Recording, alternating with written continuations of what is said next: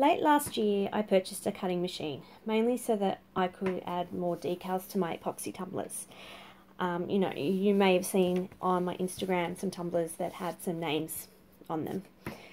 So when Christmas was approaching last year, I wondered what Christmas gifts I could make using my cutting machine. We needed a new doormat, so I researched how I could go about creating a personalised doormat for my home. This would become my husband's Christmas gift. Luckily, I managed to pull it off without him knowing. I also made my sister one for her new home. So in this video, I'm going to run through how I went about making these doormats. What you need for this project: you need a mat. I purchased this from Bunnings Warehouse. It's a big warehouse store in Australia for $5. So pretty cheap. You'll need something to cut your template. For my sister's mat, I used vinyl, and for hubby's mat, I used brown paper. Both worked well.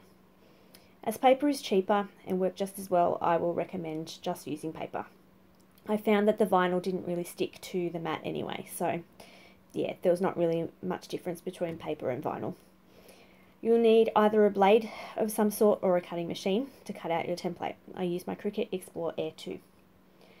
You'll need something to paint the design with. I was recommended the Rust-Oleum Leak Seal Flexible Rubber Sealer, which is available in spray or, I'm just going to say, paintable versions. I don't know if that's the right thing to say. If using the paintable version like I did, you'll need a paintbrush, gloves. I recommended also a respirator if you're going to be using the spray. You'll need tape to tape down your template, and I found that bobby pins were handy to pin down certain areas to make the template more secure. After your template is cut out, you'll need to lay it on a mat where you want it. A ruler might be handy for this to make sure it's centered, and then tape it down. And you'll use pins at this point if you want to. Then you'll spray or paint the rubber sealant. You will think that you will get bleeding under the template. I was pretty sure that I was going to, but in both cases I was completely fine.